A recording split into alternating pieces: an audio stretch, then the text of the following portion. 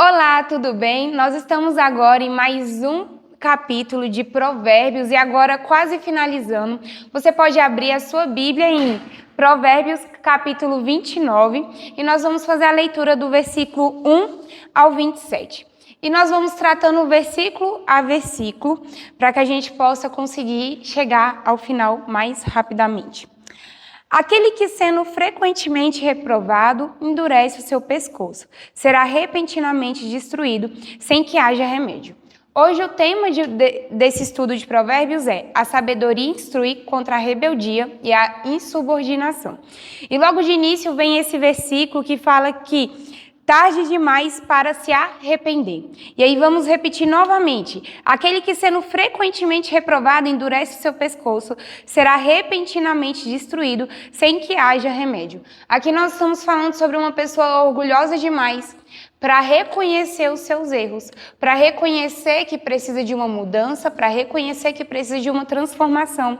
Só que essa pessoa, quando ela se arrepender, será tarde demais, porque ela está tão endurecida naquilo que ela acredita, que ela de fato está ali, como se o pescoço dela tivesse endurecido e ela não tivesse uma capacidade de se encurvar em sentido de arrependimento. E aí a palavra vai dizer que essa pessoa, ela será destruída sem que haja remédio. Chegará um momento que os orgulhosos, eles serão destruídos e não haverá remédio. Chegará um momento que os orgulhosos irão sofrer duras consequências das suas atitudes e não haverá remédio de restauração. Versículo 2. Quando os justos têm autoridade, o povo se regozija, mas quando o perverso domina, o povo planteia. O perigo do mau governante. Eu acho que no versículo 2, a gente fica claro que quando nós temos dois tipos de governo. Quando você tem um governo justo, todo o povo se alegra, correto? Todo o povo fica feliz, todo o povo fica alegre, porque aquele governo ele está sendo benéfico para aqueles que estão sendo governados. Mas aquele governo mau, aquele governo ruim, ele vai trazer dura realidade para o seu povo. Então, o que acontece quando existe um governo ruim? O governo ruim, ele prende o povo. O governo ruim coloca mais encargos e cargos em cima do povo. Nós podemos comparar o governo de Faraó, né? Faraó, ele foi dobrando a servidão daquele povo e as dificuldades, de tal forma que o povo clamou: Senhor, Senhor, levanta o libertador, levanta alguém que vá nos socorrer. Esse alguém foi Moisés, né, levantado. Não vou entrar na esfera de que esse povo continuou reclamando a vida toda, mas que um governo ruim, ele vai trazer vários encargos para aquele povo. O que acontece quando existe um governo ruim nos dias de hoje? Existe aumento de imposto, né? Você está lá com o seu salário, você pensa: nossa, meu salário vai dar para comprar muita coisa no mercado. Você chega no mercado, não enche nem um carrinho, enche só aquela caixinha, e você, opa, quando chega lá, R$300, você, R$300? Como assim? Então, o governo ruim, ele vai estar cada vez mais impondo coisas ruins, coisas duras às pessoas. Versículo 3. Quem quer que ame a sabedoria, regozija o seu pai, mas aquele que guarda a companhia das prostitutas gasta os seus bens.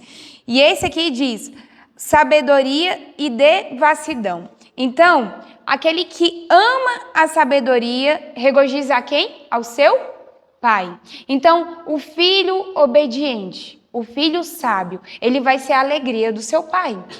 Mas, em contrapartido, ele continua: mas aquele que guarda a companhia de prostitutas gasta todos os seus bens. E não é verdade? Quantas pessoas hoje têm estado na companhia de prostitutas e gastado absolutamente tudo aquilo que tem? E aqui eu quero ampliar essa questão de prostitutas para muito mais que a prostituição carnal de um homem e uma mulher, mas a prostituição é com tudo aquilo que vai fora dos princípios bíblicos. Muitas vezes essa prostituição é com talvez bebida, essa prostituição é com gastos imorais, essa prostituição é em mesas e apostas, essa prostituição é em lugares que não deveria estar. Então, o homem que ele não tem sabedoria, ele além de não ser a alegria do seu pai, ele vai gastar absolutamente tudo que ele tem, todos os bens que ele tem, com aquilo que não é agradável, com a prostituição. E aí a gente continua, versículo 4. O rei, pelo juízo, estabelece a terra, mas aquele que recebe presente a transtorna. O governo justo. Então, vamos de novo. O rei, pelo juízo, estabelece a terra, mas aquele que recebe presente a transtorna. Aqui a gente fala de um rei justo. E esse rei, ele governa de forma justa. Esse rei, ele estabelece a terra de forma justa. Aquele que governa com a sabedoria de Deus, aquele que governa de acordo com a vontade de Deus, ele vai governar de uma forma que todo o povo vai se alegrar. Ele vai fazer com que a terra se estabeleça, porque o governo dele não está baseado nas suas próprias vontades, na sua vida carnal, mas é um governo justo. E só tem como ser um governo justo quando nós nos rendemos a Cristo Jesus. Nós só podemos viver um governo justo quando o nosso coração está inclinado a obedecer a Cristo Jesus. Então, se o meu governo ele não está baseado numa vida com Cristo Jesus, com certeza esse não vai ser um governo justo.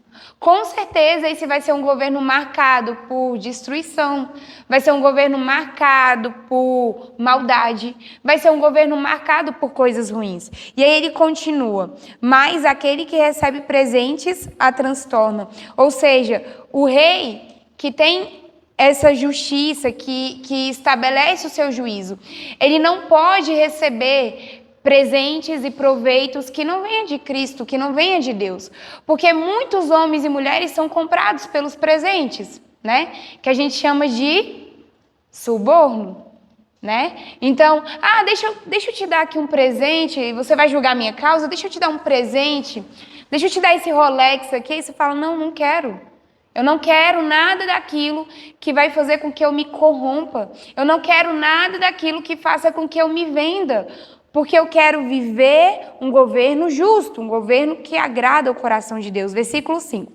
Um homem que lisonjeia seu vizinho estende uma rede para os seus pés. Lisonja a armadilha perigosa. E a lisonja é o quê? Ela é adulação, bajulação, elogio insincero. O que é um elogio insincero? É eu chegar para minha mãe e falar assim, nossa mãe, você tá linda hoje. Aí eu vou lá atrás, nossa, minha mãe não tá linda hoje. Por quê? Eu não estou sendo sincera, eu não estou falando a verdade. E sabe o que é pior do que você não falar nada?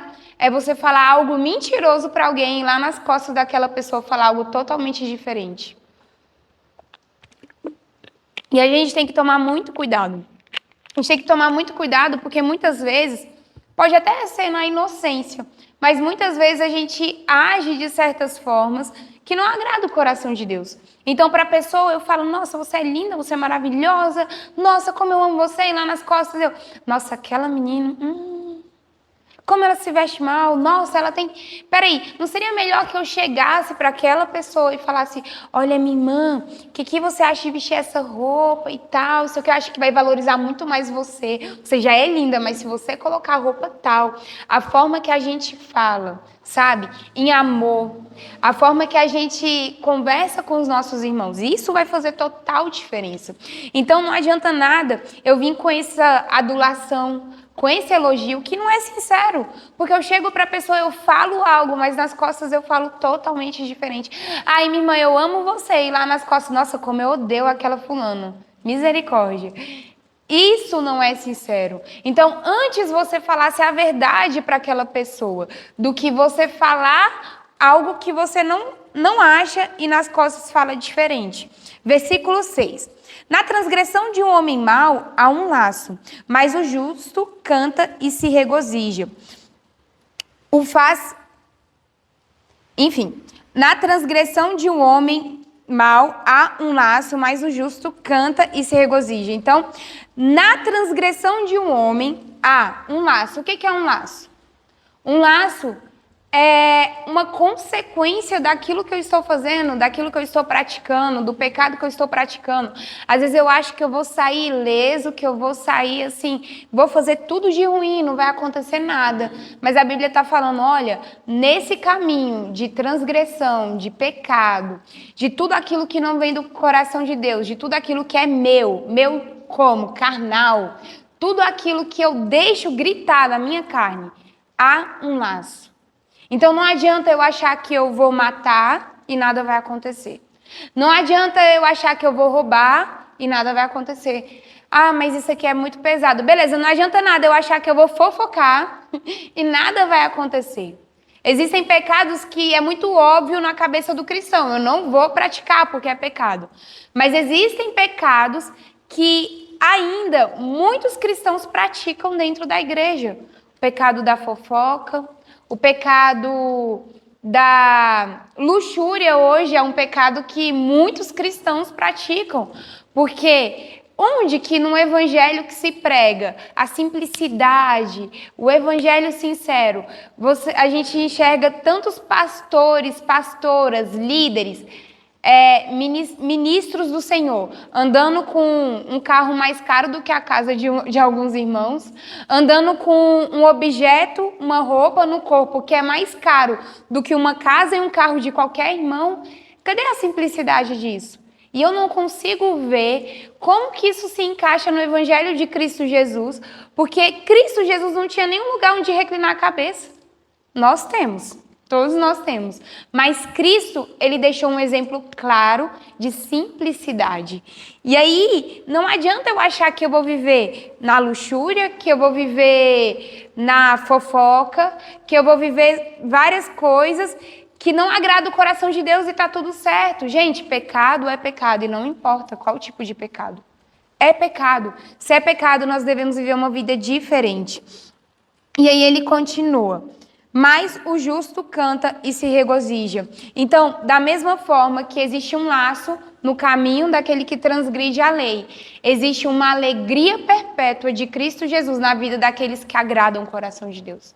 Então, quando eu agrado o coração de Deus, eu entendo que haverá alegria por onde eu passar. Mesmo no momento de adversidade, eu vou me regozijar no Senhor. Mesmo no momento que eu sofrer angústia, adversidade, provação, mesmo no momento que eu viver até uma depressão, eu sei que o Senhor está comigo. E ao final de tudo, eu poderei me alegrar no Senhor. Eu poderei viver essas delícias perpétuas de Cristo Jesus. Sabe, o apóstolo Paulo, ele disse que em que eu vou me gloriar? Ele falou, será que é nas visões que eu tive? Será que é nas grandes revelações que eu tive? Não, em nada disso eu vou me gloriar, mas eu me gloriarei em algo, no quê? Nas perseguições, nas prisões, nos açoites, nas dificuldades. Você fala, não, apóstolo Paulo estava com a cabeça assim, porque como é que o cara, em plena lucidez, ele diz que vai se gloriar, vai se alegrar nas perseguições, nos açoites, nas prisões, nas dificuldades. Sabe por que o apóstolo Paulo lhe fala isso? Porque ele sabe que a maior alegria é viver o propósito de Deus. E o propósito de Deus não quer dizer que o tempo todo eu vou estar vivendo coisas felizes ou momentos felizes, mas que eu vou ser feliz até num açoite. Eu vou ser feliz até numa provação. Eu vou ser como o apóstolo Paulo quando na prisão e eu vou cantar louvores ao Senhor, porque eu sei que eu estou cumprindo a vontade de Deus. Então que nós como homens e mulheres de Deus possamos ter esse mesmo tipo de caráter de Cristo em nós. Amém? Continuando. O justo considera a causa dos pobres, mas o perverso não se importa de saber dela. Olha só, o justo ele considera a causa de quem? Dos pobres, mas o perverso não se importa em saber dela.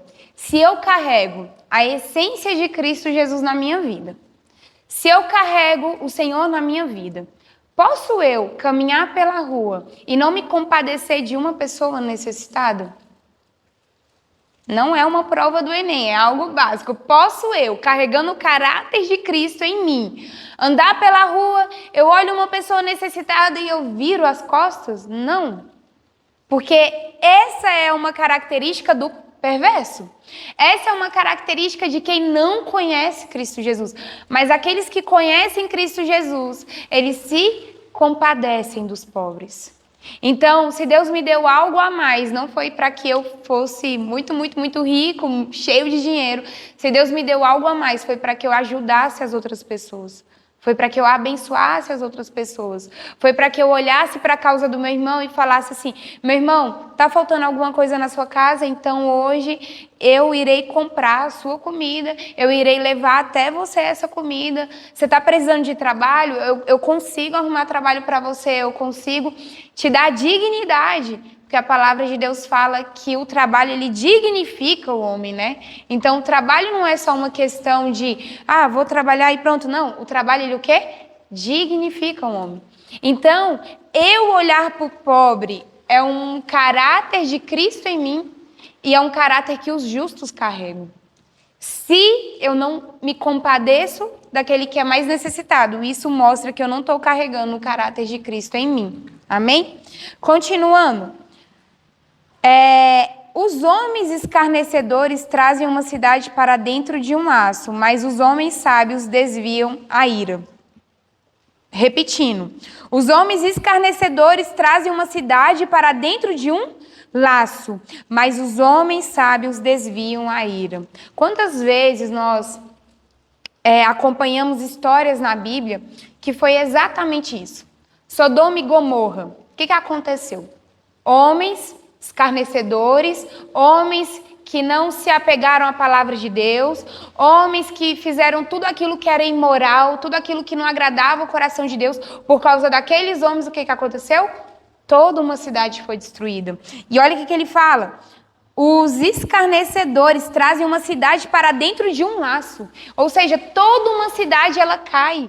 Toda uma cidade vai cair por conta dos escarnecedores. Mas aí ele continua. Mas os homens sábios desviam a ira. E aí a gente também pode usar esse mesmo exemplo para quando Abraão chegou e falou assim: Deus, e se tiver 50 justos naquela cidade?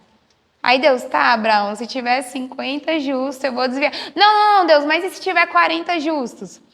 Tudo bem, Abraão, se tiver 40 justos. Não, Deus, mas e se tiver 30? E ele continua, mas e se tiver 20? E se tiver 10? E aí, nossa, Abraão tentou, mas não tinha nem 10 justos naquela cidade. Não tinha. Mas mesmo assim, você vê que o justo, ele desvia a ira, porque se tivesse 10 justos naquela cidade, Deus desviaria a ira dele. Vocês percebem isso? Que Deus, ele faz isso. Sabe, quer ouvir outro exemplo de homens justos que faz a ira de Deus se desviar? É Moisés. Moisés, ele ouve do Senhor assim: eu vou destruir tudo. Eu vou destruir todo aquele povo no deserto, porque aquele povo ali não está obedecendo os meus mandamentos, aquele povo está se desviando de mim. E aí, Moisés fala: Senhor, não mata esse povo não. O que dirão do Senhor, que trouxe esse povo só para morrer? Olha só, a voz de um único justo. Foi apenas um homem, Moisés, desviou a ira do Senhor de todo um povo. Então, olha que exemplo perfeito do que está dizendo aqui nesse versículo. E aí, vamos continuar, versículo 9. Se um homem sábio contender com um homem tolo, se ele se irritar ou rir, não há descanso. Versículo 9 que diz discussão sem proveito. O que ele quer nos ensinar? Adianta eu perder o meu tempo discutindo com pessoas que não vão entender e nem compreender aquilo que eu carrego? Existem pessoas que, se você hoje ministrar a palavra, essas pessoas, elas estão prontas, elas vão aceitar o Senhor, elas vão querer ouvir, elas vão ter fome e sede, mas existem pessoas que vão rir de você, vão caçoar, não vão querer saber, vão zombar de você. Então seria como se eu estivesse jogando as minhas pérolas aos porcos. Eu tenho pérolas preciosas. Essa palavra que a gente estuda são pérolas preciosas. Você não conseguiu do dia para a noite. Foi anos de estudo, de busca, de dedicação, leitura. Foram vários cultos, foram várias pregações, livros que talvez você leu. Aí imagina, você tem todo esse conhecimento. Você está pronto para ganhar o mundo inteiro. E aí você vai lá e joga essas preciosas pérolas aos porcos. Então nós precisamos filtrar quem realmente nós devemos levar essa palavra. Para quem nós de fato devemos ministrar essa palavra. Porque existem pessoas que elas não querem nem sequer ouvir você. E elas vão zombar disso que você ministra. Versículo 10. O sanguinário odeia o reto, mas o justo busca a sua alma. Então, olha só, o sanguinário, ele odeia o reto. Ele odeia quem age corretamente. Ele odeia o justo.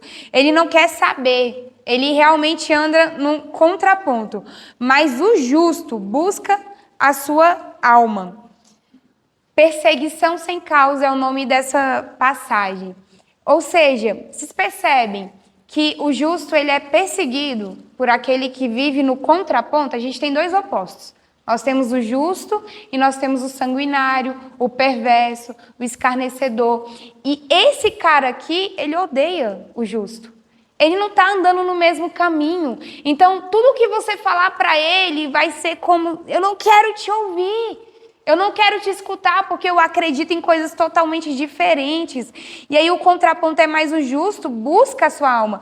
Porque os justos, eles se dedicam a ganhar até mesmo o sanguinário, o perverso, aqueles que fazem a maldade. Jesus, ele não olhou assim, nossa, aquele ali é bonitinho, por isso que eu vim por ele. Não, Jesus, quando ele se entregou por todos. Por todo mundo, porque Deus amou o mundo de tal maneira que deu seu Filho unigênito para que todo aquele que nele crê não pereça, mas tenha a vida eterna. Então todos aqueles que crerem no Senhor terão salvação. Vamos continuar, versículo 11. Um tolo profere toda a sua mente, mas um homem sábio aguarda para depois. Vamos continuar. Se um governante ouvir mentiras, todos os seus servos serão perversos. O pobre e o homem enganador se encontram, o Senhor ilumina os olhos de ambos. Então vamos iniciar aqui do versículo 11. O tolo profere toda a sua mente, mas o homem sábio aguarda para depois. E esse aqui é a importância do domínio próprio. Então, nós precisamos ter o quê? Domínio próprio. Qual é a diferença do homem tolo, do perverso para o justo?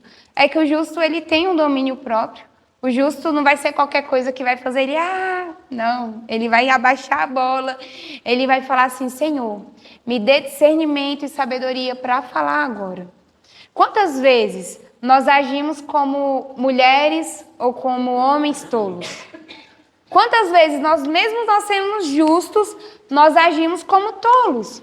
Por quê? Porque nós queremos ir atrás dos nossos direitos. Mas é meu direito. É o meu direito. Então a gente quer ir atrás dos nossos direitos, nós queremos brigar, nós queremos tirar limpo.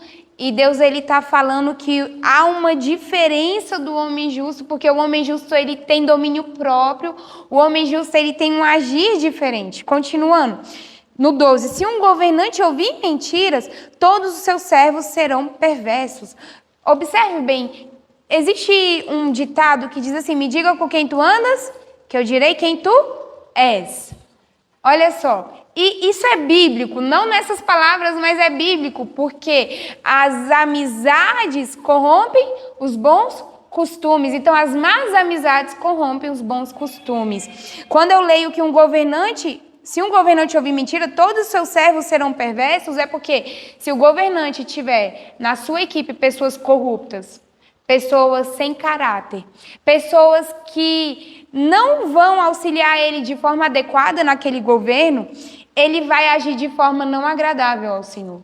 Então, um governante justo, ele vai se cercar de homens e mulheres que trarão o quê? Verdade.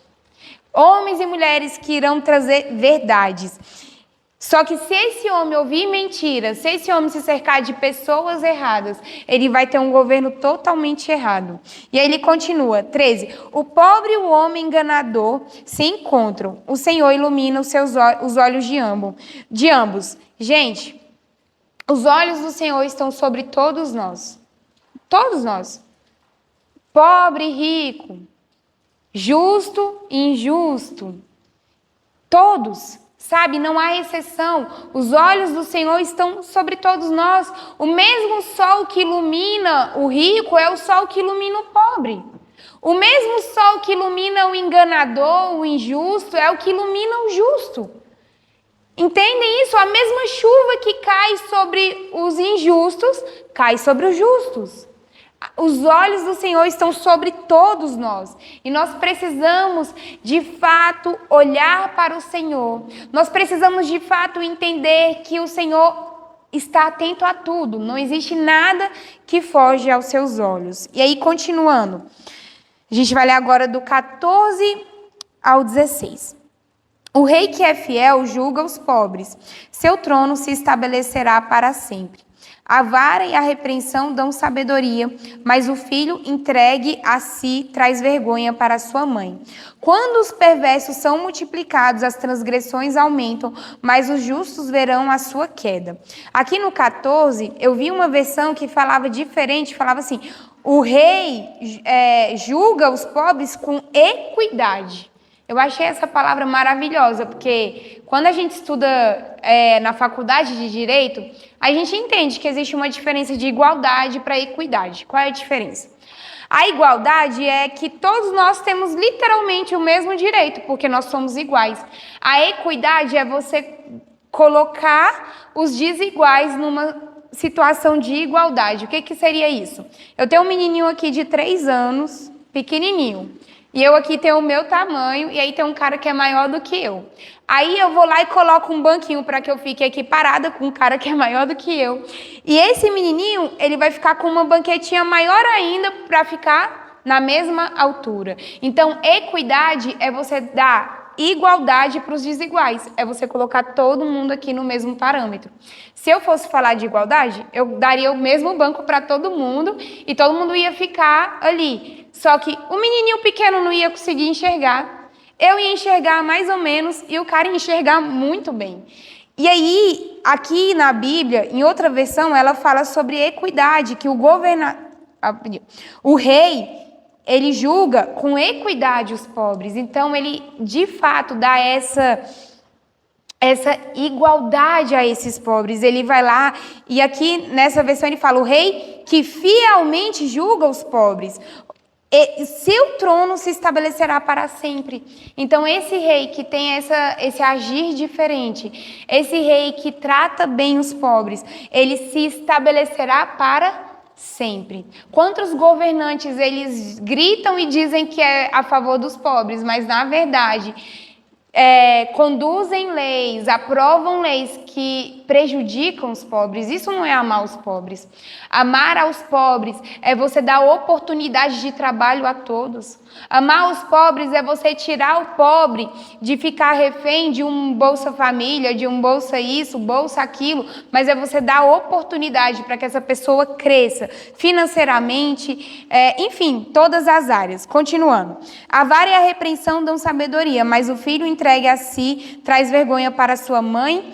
É aquele velho exemplo de prefiro bater no meu filho do que ele apanhar da polícia ali na rua. Prefiro corrigir meu filho dentro de casa para que no futuro ele não seja preso ou morto. Quantas pessoas caminharam em nosso meio? Quantas pessoas cresceram com nós aqui na igreja e se desviaram dos caminhos do Senhor e essas pessoas foram mortas? Mortos por polícia, mortos por até bandido, porque não permaneceram fiéis ao Senhor. Porque foram pela vaidade do mundo, pelo que o mundo oferece, e o que o mundo oferece é ruim. 16. Quando os perversos são multiplicados, as transgressões aumentam, mas os justos verão a sua queda.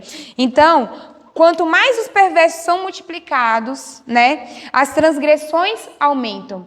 E aí eu quero fazer até um paralelo. Da mesma forma que o perverso ele tem multiplicado, será que a igreja, a igreja brasileira, a igreja do mundo, não deveria também multiplicar a sua descendência, filhos e filhos? Porque da mesma forma que o perverso se multiplicar, vai aumentar a iniquidade, vai aumentar a transgressão.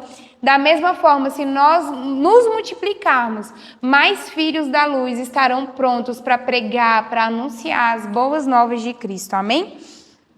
E vamos rapidinho para a gente concluir. Corrige o teu filho, ele te dará descanso, sim, ele te dará deleite à sua alma. Então foi aquilo que eu falei mais cedo sobre corrigir, né, antes. Onde há visão profética, onde não há visão profética, o povo perece. Mas aquele que guarda a lei, esse é feliz. Então, onde é o ambiente que Deus está? É onde há visão profética. É necessário que haja visão profética em nosso meio. Visão profética é sinal de intimidade, de comunhão com Deus, conhecimento a respeito de quem Deus é. E aí ele continua, mas aquele que guarda a lei, esse é feliz. Então, aquele que guarda a lei, ele é feliz em Cristo Jesus. Continuando, 19. Um servo não se corrigirá por palavras, porque embora ele entenda, não responderá.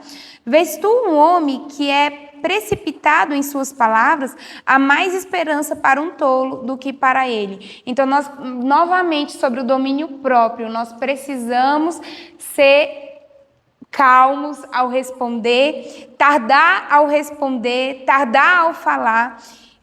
21. Aquele que delicadamente cria seu servo desde criança o terá tornado seu filho. Um homem com ira acirra contendas e um homem furioso transborda em transgressão. Versículo 23. O orgulho de um homem o abaterá, mas a honra sustentará o humilde de espírito. 24. Aquele que é parceiro de um ladrão odeia a sua própria alma. Ele ouve maldição e não denuncia. E vamos concluir aqui do 25 ao 27. O temor do homem traz um laço, mas o que puser sua confiança no Senhor estará salvo. Muitos buscam o favor do governante, mas o juízo de cada homem vem do Senhor. Um homem justo é uma abominação para os justos, e aquele que é reto do seu caminho é abominação para os perversos. Então, nós precisamos confiar em Cristo Jesus. Nós precisamos todos os dias descansar no Senhor. Nós precisamos todos os dias viver uma vida íntegra em relação ao que Deus tem para nós. E aí, repetindo só esse último tópico. Muitos buscam o favor do governante, mas o juízo de cada homem vem do Senhor. Então, quem nós podemos confiar é no Senhor. É o Senhor que deve tomar conta dos governos, é o Senhor que deve tomar conta de todo o reino. E se nós tivermos essa confiança no Senhor, nós podemos descansar todos os dias nele. Essa foi a aula de Provérbios capítulo 29. Espero que você continue conosco para aprender mais do Senhor. Tchau, tchau.